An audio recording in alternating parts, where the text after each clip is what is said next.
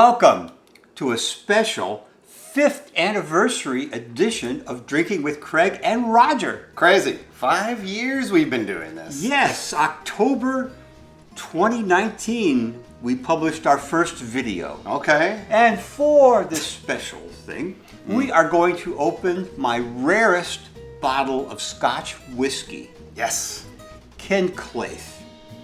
It was in operation from only 1957 to 1975, 18 years.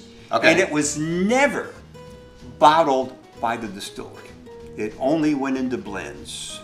Okay. Yeah. So it's pretty hard to come by anything from them. Absolutely.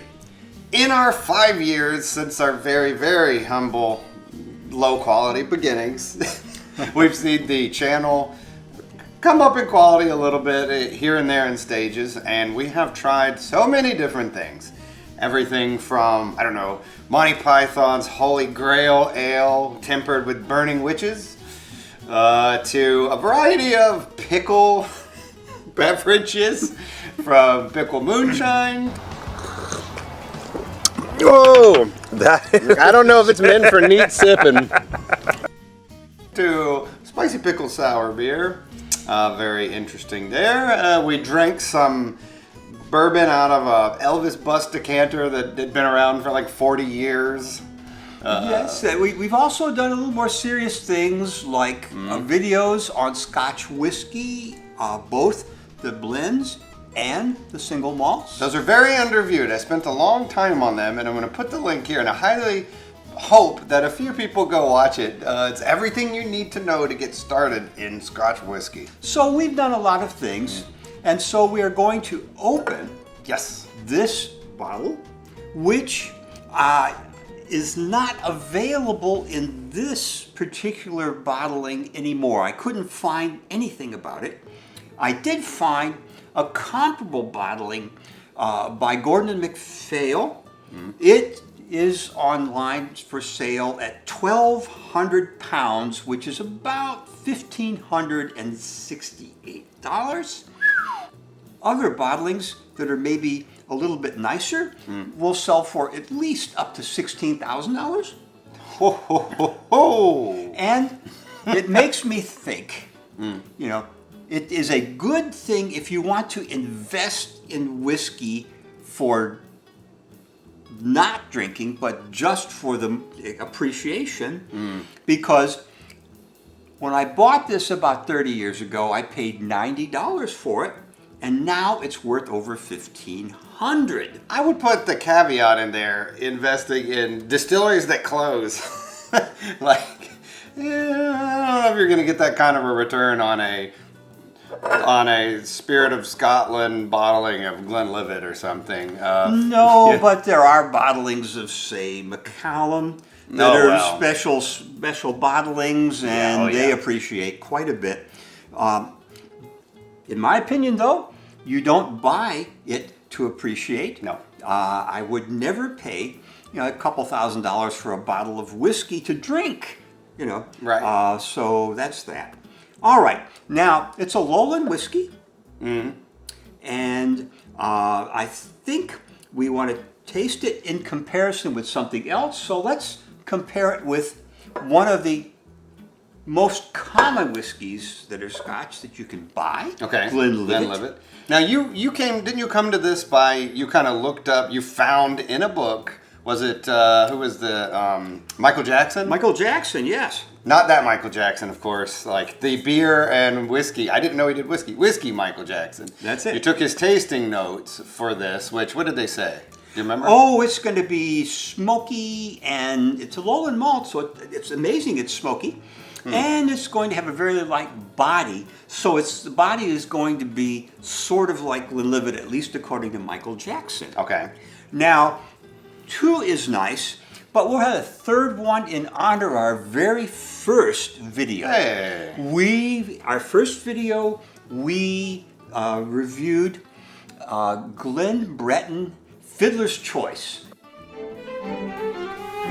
This is Drinking with Craig and Roger. Today we are drinking Fiddler's Choice. I'm Craig. I'm Roger. Here we go. And I happen to have another bottle of Glen Breton here. Hey. And this is a different expression of it. Yeah. But it is a Nova Scotia single malt whiskey Yeah. made from stills which were imported to Nova Scotia from Old Scotia. So they got their stills from Scotland. Scotland, yeah. All right. So let's Let's crack this thing. belabor it. All right, here we go. Oh, there it is. Oh man, $1,500. No more. Now, I thought we would mention. Well, we'll get to that in a minute. Okay. Oh, hi, Brett. Brett wants a taste, apparently. Thank you. You can go back now. You're welcome.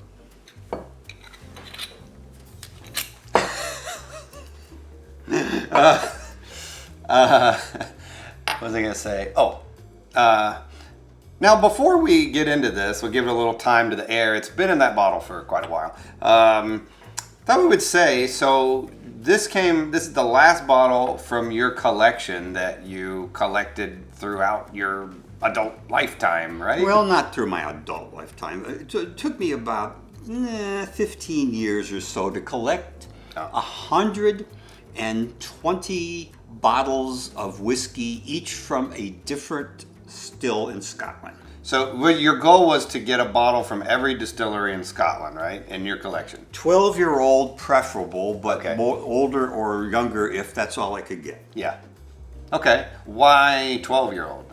Because that's pretty much the optimum age for whiskey. It still has a little bit of its youth freshness in it. It's perfectly matured, and that's it. You like the balance of being of the in a 12-year-old whiskey. You like the balance of the spirit itself and the maturity from the barrel. When as it gets older, you prefer that age versus the ones with more barrel influence, right? In older bottlings, typically. Well, that's also the optimum point for good value for your money. Yeah. It's a perfectly wonderful drink. They've been doing this at that age for many centuries, and it doesn't cost as much as something that's been aged 24 years or 25 years. Right. Because Okay. it's pretty expensive. Anyway, Okay, good. So I gotta say, I caught a whiff of this. It smells fantastic and very strong. You can smell it a good foot plus away from the glass. well, it's only 80 proof now. Yeah. It smells unlike anything I've had that's current, I think. I think it mostly went into blends. Yeah, for sure. Like you said, they didn't sell their own, but pretty nice signature. And we have tried one other from your collection too that was also from a shuttered distillery, the Banff. That's right. Right? And we did a whole episode on shuttered distilleries, That's which it. is very interesting. So I'm curious how this is going to compare to that. Here we go. You ready? Sure. Well collected and preserved.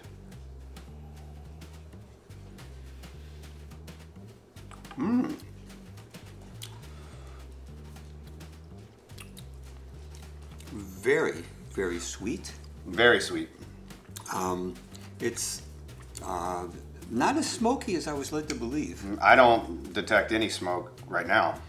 This would actually be a very nice round middle for a blend, I think. Yeah, it's very malty, I would say, right? Yeah, and it's a much lighter body than the Banff we had. Yeah, you think so? I Oh think yeah, so. the Banff did have like a big oily body. I was gonna say, did it give an age on this? No. No, this is non-age stated, but distilled in 1967, which is kind of a treat. And I got it around 1994. Okay. So it obviously wasn't bottled in 1968 and then sat on the shelf. Right. No, they probably bottled it not long before I got it. So it probably spent 20 years in the. Oh, you barrel. think so? I Yeah, think, it doesn't taste young at all. It has definitely picked up a lot of flavor. I'm almost getting like a darker fruit type of presence, but struggling to think of which kind of fruit. Maybe grape. Grapey, plummy kind of flavors to me. We'll say stone fruits and, dried grape products. Yeah, I think so. Yeah. All right. And so let's think about adding a few more things to our combination. So we're going to take a little break here and pour the others, and there we go. Okay, we have expanded our tasting. And before we get into those, I thought I would note, I just put it together. So this does have a similarity with the Banff, actually a remarkable similarity. I'm getting the same kind of pancake syrup smell out of it, I believe. Yeah. Like maple or pancake syrup. Very interesting. I wonder if that's a commonality with single malts of that time period in general. I don't think so. Other ones are different that I know. There must be some reason why they dismantled this thing, closed it and dismantled it. Maybe it was just too indistinct. I don't know. Heck, I was thinking it's not very distinct in its signature, but it is quite tasty. And you're right, it would be very good in a blend. Oh, very, very that good. Middle, it that would, rich yeah, middle. Yeah. And so what we have here is we have Glenlivet. Yes. And of course, we have the Kinklaith. And then the Glenbreton. Yeah. Here. Which one do you want to taste first? Why don't we do the Glenlivet next to it? Okay, these Just come to from the see same how- part of the world. Same part of the world. And it smells completely different. Oh, yes. Light, apple. Oh, gee, yeah, this one's Green much grass. much darker, much darker. more heavy. This is light, fresh, clean. Mm-hmm.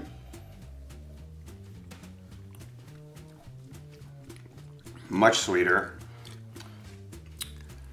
Yeah, Some spice in there. A lot more spicy on the finish. Spicy, yeah. Mm-hmm. I don't know. I think they both are fine by themselves, but this is considerably different. Very different. And of course, a lowland is a different area of Scotland, and they're typically a little heavier than the Speyside malts, which is what Glenlivet is. Oh, okay. This is a lowland. I didn't catch that. Yeah, it's a lowland. Okay. Yeah, they are not. If you're looking to try to get this, I can't think of a comparable that's currently in production. So, yeah, maybe that's a benefit of going for some old Dusties, but not for that price. All right. Anyway, so yeah, the Glenlivet is nice though, but no reason to get too far into that. Okay, now 4,000 miles west, Yeah. we have Glenretton. All right. Now, I've only had the one thing from them before. Ooh, wow. Okay. Very different nose. Very clean. Almost has like a sawdust type of smell to it. To me, yeah, very. I'm not I've never. I'm not smelling any fruit in it yet. Not much.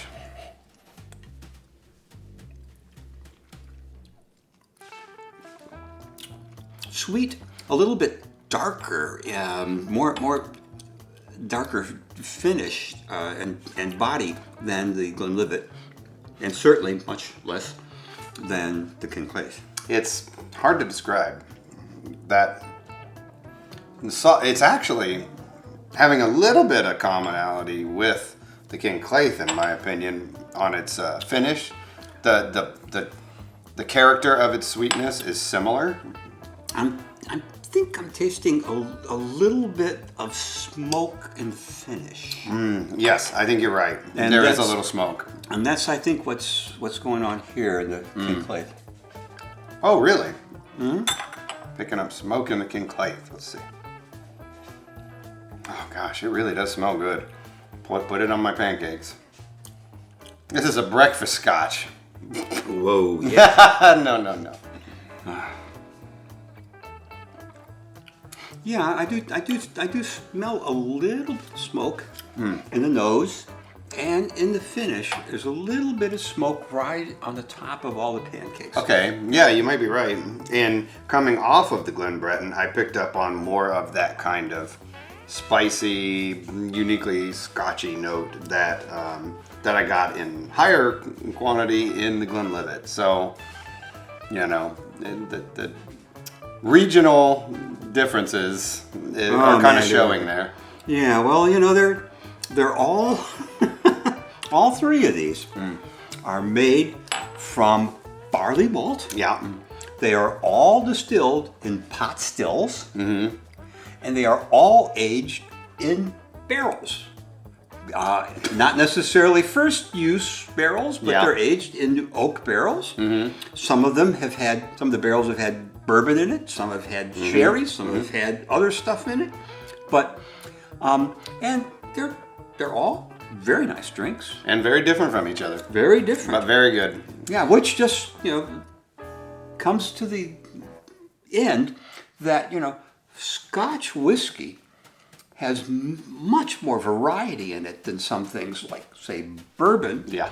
Mainly because there's so many more options that you have for how you distill it, what the stills are like, how you age it, what you age it in. All of this adds to the complexity and the character of the whiskey. Not to mention, I think barley probably has a lot more character to it, malted barley, than corn. So, you're going to get a more robust drink from it, I think, right? I would think so, yeah. Yeah. And, malted barley or barley is a crop that grows in places that corn can't grow very well. And so it's a more northern, colder latitude, climate. a little bit colder climate. Anyway, it needs more time, and in the colder climate, it needs more time in the barrel than some other whiskey does. All right. Well, we've been reminiscing a lot. We've tasted some nice stuff, and if you like what we're doing, Yes. do subscribe. Yep. Do like us. Leave a comment. Let us know what you think. If you have favorite moments. Yeah. And if you see us on the street, don't be afraid to approach us and say, "Hey, are you Craig or are you Roger?" That's right. I had it happen to me for my first time recently. There you go. Yes. It took 5 years, but Someone I recognized- didn't know recognized me and, from the channel, which is pretty cool. It is cool. Although it happened in a bathroom, so it was a little awkward, and I didn't catch his name.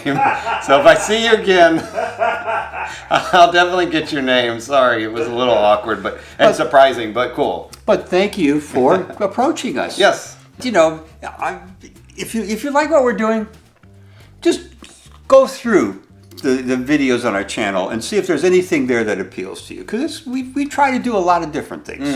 All right. Indeed. All right. Well, It's it's been good, and we'll keep going as far as we know. we'll do another one like this in another 5 years, maybe. Who knows? That would be remarkable. All right. Cheers.